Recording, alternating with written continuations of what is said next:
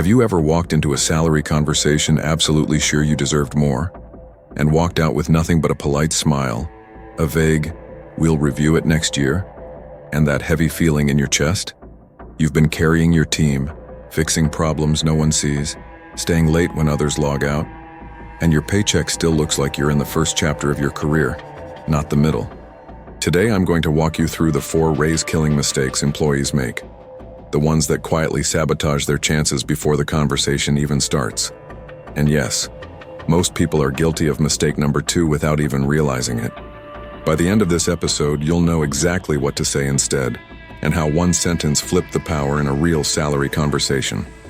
And when you finish listening, I want you to think about your own situation and share in the comments. What's your biggest challenge when it comes to asking for a raise? Let me tell you a story. This is about Sarah. Real person, real situation. Picture this in your mind. Open plan office. Monday morning. The low hum of keyboards, the hiss of the coffee machine, that forced laughter near the kitchen that always sounds a little too loud for a Monday. Sarah is 32. She's a project manager. Noise-canceling headphones on, hair tied back. The kind of person who quietly fixes everything without asking for credit. She's been at her company for 3 years. Every 6 months, her responsibilities grow. Her salary doesn't. Her manager, Mark, loves saying, "You're a rock star, Sarah. Honestly, we'd fall apart without you." But every time she checks her bank account at the end of the month, it doesn't feel like rock star money. It feels like, "Be grateful you have a job" money. One Friday, another teammate gets promoted. Someone who joined after her. Someone she trained. Everyone congratulates them in the group chat. Sarah types, "Congrats," and hits send, then just stares at her screen. She drives home in silence. No music, no podcast, just replaying the last 3 years in her head. She opens the door, drops her bag on the floor, and sits down next to it. Shoes still on. She doesn't even have the energy to be angry. It's that numb, heavy feeling like your chest is full of wet concrete. Finally, she says to herself out loud, "Next month, I'm asking for a raise. For real, no backing out." This episode is the story of what happened when she did that, and how she almost destroyed her chances with 4 raise-killing mistakes before she turned it around. By the time we're done, you'll know the 4 raise-killing mistakes that cost people money every single year, the one sentence that changed everything for Sarah, and the simple 4-step RAIZ framework she used to walk away with a raise $10,000 higher than where she started, plus a clear path to more. Here's where everything went wrong. It's Monday, 9:13 a.m. Sarah opens Mark's calendar and sees a gap after his one-on-one block. Her heart speeds up. She stares at the empty slot. She moves the mouse away, moves it back. Finally, she clicks and types the subject line. Discussion, role, and future here. She hesitates, then hits send. Instantly, her stomach drops. You know that feeling when you click send on something that feels bigger than an email? The meeting is set for the next day. She doesn't really prepare. She tells herself, "I'll just speak honestly. He knows I work hard. He'll understand." That's the first raise-killing mistake. Raise-killing mistake number 1, going in vibe first, facts later. The next day, she walks into the meeting with feelings, not evidence. Mark smiles. "Hey Sarah, what's up?" She takes a breath and says, "I just feel like I've been working really hard and I was hoping we could talk about my salary." Listen to those words. I just feel I've been working really hard. I was hoping. It's soft. It's apologetic. It's vague. She's positioning herself like she's asking for a favor, not discussing her value. Mark nods, the manager nod. "Yeah, totally. I know you've been working hard. Budgets are tight right now, though. Let's revisit this in a few months, okay?" Her heart sinks, but she pushes again. And now comes raise-killing mistake number 2. This is the one most people make. Raise-killing mistake number 2. Making the raise about your personal needs instead of the business value you create. Sarah says rent is going up, and honestly, I'm getting a bit stressed financially. A raise would really help. In her world, that's completely true. In his world as a manager, he's thinking, your rent is not a line item in my budget. She's making the raise about her private reality, not the impact she has on the company's results. That disconnect silently kills the negotiation. Mark leans back. I totally hear you, Sarah. We really value you. But the company is going through a lot right now. You know how it is. Now we hit raise-killing mistake number 3. Raise-killing mistake number 3. Accepting vague promises instead of specific next steps. She says, okay, I understand. Maybe we can talk again soon? Soon means never. Next year means not happening. After the restructure means we'll see until everyone forgets. Mark stands up, walks her to the door and says, we'll keep it in mind. Meeting over. Hope over. For now. She goes back to her desk, cheeks hot, trying not to show it. She clicks her mouse, pretends to look busy, but inside she's replaying every sentence, thinking, why did I say it like that? That sounded so weak. Over the next week, she makes the 4th raise-killing mistake. Raise-killing mistake number 4. Going silent and stewing instead of learning and recalibrating. She avoids eye contact with Mark. She tells her friends, it's fine, I'll survive. Inside she's thinking, maybe I'm just not the kind of person who negotiates, maybe this is the best I can get. I should just be grateful. She doesn't ask for feedback. She doesn't adjust her approach. She just sits on the frustration. Those are the 4 raise-killing mistakes from the title. Going in with vibes instead of facts, making it about your needs instead of your value, accepting vague promises, going silent instead of learning and recalibrating. Most people are stuck right there, especially on mistake number 2. But something happened that changed everything for Sarah. It's a Tuesday night. She's lying on her couch, phone in hand, scrolling, not really looking at anything, half doom scrolling, half numb. She taps on a random podcast episode about negotiation. The host is talking about tactical empathy, the Chris Voss style of negotiation, and the science of influence from Robert Cialdini. Reciprocity, social proof, authority, commitment, all of it. One sentence hits her like a slap. A raise is not about what you need. A raise is about the return on investment you create. She pauses the podcast. That line echoes in her head. She sits up, grabs a notebook, and writes at the top of the page, I don't need a raise. I deserve a raise because I create value. Then she writes again, slower. A raise is not a favor, it's a business decision. She realizes her entire approach had been backwards. She had made it about rent, stress, and feelings, but not about measurable impact. That night, she builds a simple framework, and this is the same framework you can use. She calls it the RAISE framework. 4 steps to turn, please help me, into let's align compensation with results. The first letter, RR, is for reframe the conversation from personal need to business value. Instead of, I need more because life is expensive, she decides to lead with, here's the measurable value I've created. Let's align my compensation with that. She spends Saturday morning going back through the last 12 months. She scrolls through emails. She checks project trackers. She opens her calendar. She writes down real outcomes. The project she led that launched early and reduced churn. The time she stepped in when a colleague left and kept a huge client from leaving. The process she documented that stopped the weekly fire drills. She turns them into simple, numbers-backed statements. Over the last 12 months, I led the launch of the X feature, which contributed to a 12% increase in customer retention. When our team lead left suddenly, I took over Project Y and still delivered it on time and under budget. I documented and optimized Process Z, which saves our team an estimated 5 hours per week. She practices saying it out loud. Over the last year, I've taken on A, B, and C, which have led to these specific results. I'd like my compensation to reflect that increased impact. Now it's no longer, I feel I work hard. It's, here's the ROI I generate. Ask yourself right now, if you had to list your last 12 months of results, what could you point to? Even rough estimates change how your manager sees you. and how you see yourself. The second letter, A. A is for anchor with a confident, researched number. Most employees walk into a salary conversation thinking, if I ask for a little, I won't sound greedy. I'll be reasonable. That reasonable mindset quietly undercuts them.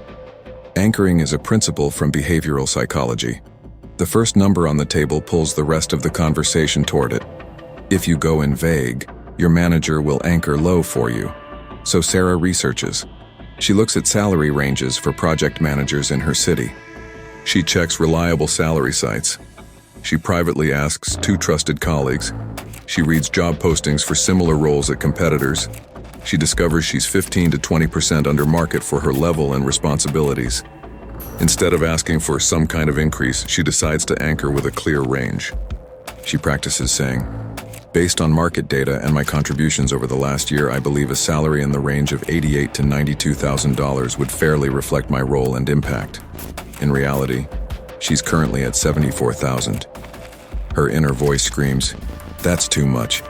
They'll think you're ungrateful. Who do you think you are? So she uses a simple trick.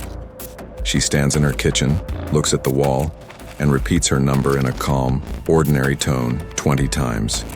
Given my impact, I'm targeting $88,000 to $92,000. Given my impact, I'm targeting $88,000 to $92,000. Not aggressive, not apologetic, just matter of fact. She trains her nervous system to hear that number as normal. You can do the same. Before your conversation, say your number out loud until your body stops flinching. You're not asking permission to exist. You're stating a professional standard.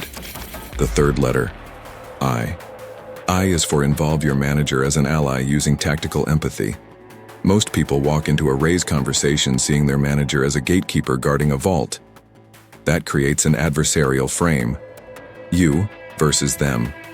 Instead, Sarah decides to frame Mark as a partner in solving a problem. She takes a page straight out of Chris Voss's playbook, labels and calibrated questions. She plans to begin the conversation like this. Mark, it seems like you've had a lot of pressure on budgets recently. It sounds like the company is trying to stay lean while still growing. Those little phrases, it sounds like, are labels. They show you're paying attention to their reality. That lowers defenses. Then she blends that with Cialdini's principle of commitment and consistency by inviting him to collaborate on a fair outcome. She writes down and practices the sentence that will become the turning point of the entire story. How can we work together to align my compensation with the value I'm creating? Not, can I please have a raise? But how can we work together? That line turns the negotiation into a joint problem-solving session. It invites Mark to commit to being on the side of fairness. This is the sentence I want you to remember, because this is the one that eventually changed everything for Sarah. How can we work together to align my compensation with the value I'm creating? The last 2 letters of the framework go together, S and E. S and E stand for set, explicit next steps, and create ethical pressure. This is where most people walk out of the room with nothing but "we'll think about it" echoing in their heads.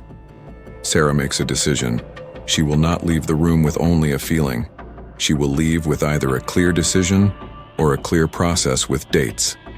She prepares specific questions. What would need to be true for this raise to be approved? Who else needs to be involved in this decision? If it can't be done immediately, can we agree on a date to review this again, based on specific goals? These questions do 2 powerful things at once. They make the path visible instead of mysterious. They create gentle, ethical pressure by inviting a concrete commitment. That taps directly into Cialdini's principle of commitment and consistency. When people publicly commit to a plan, they're much more likely to follow through.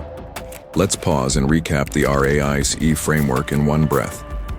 R. Reframe from my need to my value and ROI. A. Anchor with a confident research number. I.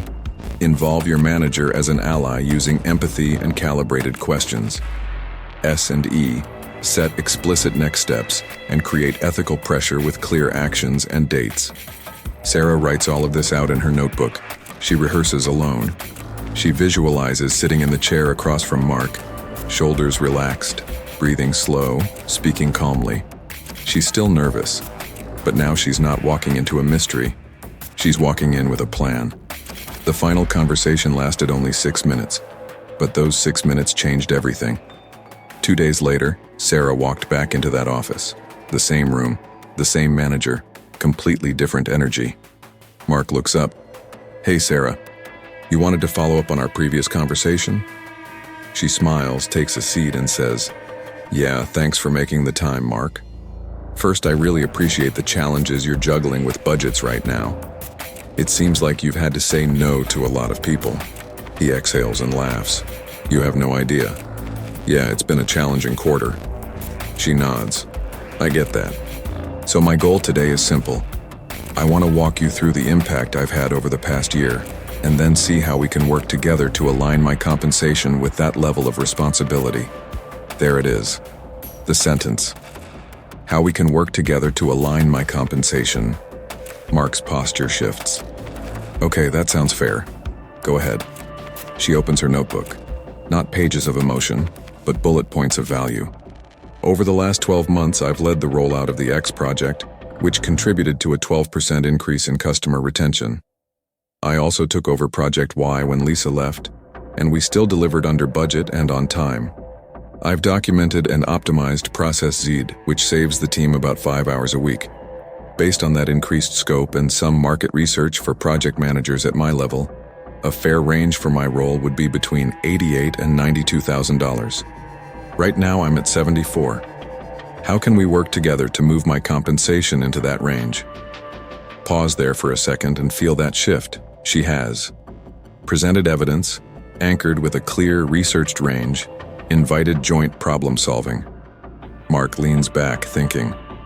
This time the silence doesn't feel like punishment. It feels like consideration. "Okay," he says slowly. "I can't take you straight to 92. Budgets are what they are.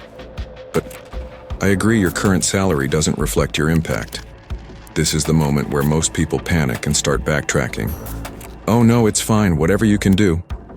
Sarah stays quiet for a beat. She lets him keep thinking. She says calmly, "I appreciate you saying that. Given the range I mentioned, what can we do now? And what would need to be true to reach the upper part of that range over the next 6 to 12 months? That's a calibrated question. It focuses him on solutions and timelines instead of excuses. He nods. "I think I can get approval to move you to 84,000 right now. To get closer to 90, I'd need to show you're functioning more like a senior PM, maybe leading the new onboarding initiative and mentoring one of the junior team members." She listens, then ties it down. "If we move to 84,000 now, and I take on the onboarding initiative and formally mentor Jake, can we agree to review again in 6 months with a view toward moving closer to 90, assuming I deliver on those goals?" Another calibrated question, another invitation to commit. "Yes," he says. "If you deliver those results, I'll advocate for that. Let's put that in your development plan so it's documented." She smiles. "Great. Thanks, Mark. I really appreciate your support on this." She stands, shakes his hand, and walks out. Same hallway, same desks, same hum of keyboards. But now she's someone who just negotiated based on value, not need. 6 minutes. Immediate result. She goes from 74,000 to 84,000, a $10,000 raise. Future result. A clear, documented path to potentially reach 90,000 within 6 months, based on specific actions. Identity result. She's no longer the quiet one who hopes someone notices. She's the professional who can advocate for her worth. Now let's bring this back to you. What can you take from Sarah's story? First, those 4 raise-killing mistakes we talked about are not just her mistakes. They're the ones most people make. Raise-killing mistake number 1. Going into a raise conversation with vibes instead of facts. Raise-killing mistake number 2. Making the raise about your personal needs instead of the value and ROI you create. Raise-killing mistake number 3. Accepting vague promises like maybe later instead of getting specific next steps. Raise-killing mistake number 4. Going silent and stewing in frustration instead of learning, recalibrating, and trying again with a better strategy. Sarah made all 4. especially number 2. She made the raise about her rent, her stress, her feelings. And the moment she shifted to, here's the value I create and here's how we can align compensation with that, everything changed. Second, the RAISE framework isn't theory, it's practical. R, reframe from my need to my value and ROI. A, anchor with a researched, confident number. I, involve your manager as an ally using empathy and calibrated questions like, how can we? S and E, set explicit steps and ethical pressure by locking in a process and dates. Now here are 2 simple actions you can take this week, even if your next salary conversation isn't scheduled yet. Action 1, do a value audit. Take 20 minutes. Open a note on your phone or a notebook. List every meaningful result you helped create over the last 12 months. Where did you save time? Where did you prevent a problem? Where did you help bring in money or keep customers? Don't worry about getting the numbers perfect. Rough is better than invisible. Turn I worked hard into statements like, I helped reduce support tickets. I kept this client. I sped up this process. This alone starts shifting your own identity from employee to asset. Action 2. Practice the sentence. Out loud 10 times today in a calm, normal tone, say, how can we work together to align my compensation with the value I'm creating? You want that sentence to feel natural in your mouth, so when the moment comes, it doesn't stumble out as a whisper. It comes out as a professional, collaborative question. Remember that mistake 83% of people make? The one in the title? Most employees make raise-killing mistake number 2.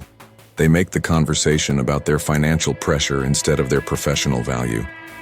Sarah made it too, but now you know what she learned. You know how to walk into that room with facts instead of vibes. You know how to anchor with a number that reflects the market, not your fear. You know how to turn your manager into a partner instead of a gatekeeper. You know how to leave with either a better salary or a clear dated plan, not just a, we'll see. Next time you face that conversation, you'll be ready. You'll walk in with a value audit instead of a vague story. You'll talk in terms of ROI instead of rent. You'll ask, how can we work together to align my compensation with the value I'm creating? Instead of hoping they magically see your worth. And now I want to hear from you. What's your biggest challenge when it comes to asking for a raise? Is it fear of conflict? Not knowing your market value? Worry that they'll say no and things will be awkward? Take a moment after this episode and write it down in the comments. Naming the problem is the first step to changing it. And if you want more workplace persuasion, salary negotiation, and professional influence tactics, grounded in Robert Cialdini's science of influence and real-world negotiation strategies, make sure you subscribe to this channel, The Power of Persuasion, and turn on notifications. Every week you'll get practical scripts, real stories, and tools you can actually use in your next conversation at work. You don't have to stay stuck in the same salary story. You can rewrite it, one strategic conversation at a time.